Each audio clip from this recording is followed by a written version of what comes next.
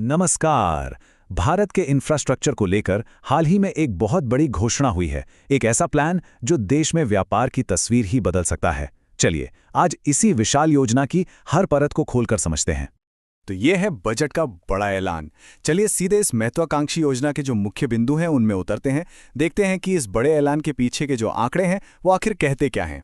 तो सबसे पहली और सबसे बड़ी खबर वो ये है कि सरकार 20, जी हां पूरे 20 नए राष्ट्रीय जलमार्गों को विकसित करने और उन्हें चालू करने की योजना बना रही है।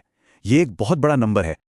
और सुनिए, ये कोई दूर का सपना नहीं है। इस बड़े प्रोजेक्ट को आने वाले सिर्फ 5 सालों में, जी हां सिर्फ 5 सालों में पूरा करने का लक्ष्य रखा गया है। ये वाकई में एक बहुत ही तेज टाइमलाइन है। तो फिर सवाल ये उठता है कि इतने बड़े काम की शुरुआत आखिर होगी कहां से? चलिए देखते हैं कि इस विशाल पहल का पहला कदम कहां रखा जा रहा है। तो इस पूरी योजना की शुरुआत होने वाली है उड़ीसा से, और ये होगा राष्ट्रीय जल मार्ग 5 यानी NW5 के साथ। मतलब यहीं से इस बड़े प्रोजेक्ट का पहला चरण शुरू होगा। और यहां सबसे दिलचस्प बात पता है क्या है? इसकी तेजी। देखिए, NW5 5 साल 2026 से ही चालू हो जाएगा। और इसका जो मेन मकसद है वो है औद्योगिक कनेक्टिविटी को मजबूत करना, तालचर से धामरा को जोड़कर।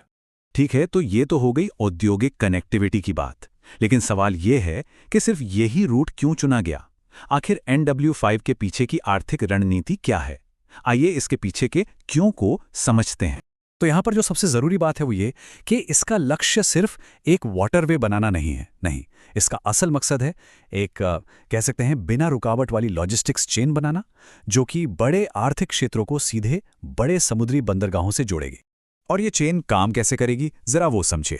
देखिए, तालचर और अंगुल जैसे जो खनिज से भरपूर क्षेत्र हैं, वहां से माल पहुंचेगा कलिंगनगर जैसे औद्योगिक केंद्रों तक, और फिर वहां से सीधा पारादीप और धमरा बंदरगाहों तक।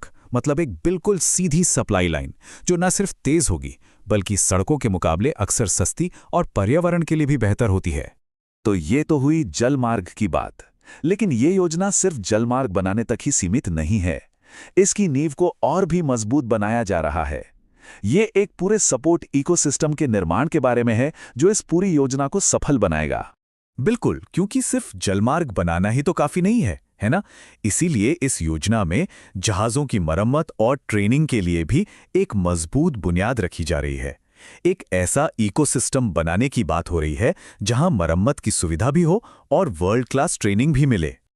और ये सिर्फ कोई हवाई बात नहीं है, इसकी जगह भी तय हो चुकी हैं। जैसे कि वाराणसी में बनेगा एक रीजनल सेंटर ऑफ एक्सीलेंस, मतलब एक ट्रेनिंग सेंटर, और पटना में वहां जहाजों की मरम्मत का एक पूरा इकोसिस्टम तैयार किया जाएगा। तो अब आते हैं बड़े सवाल पर। इस पूरी योजना का अंतिम और सबसे बड़ा लक्ष्य क्या है? चलिए अब इसके 2047 के विजन को समझते हैं।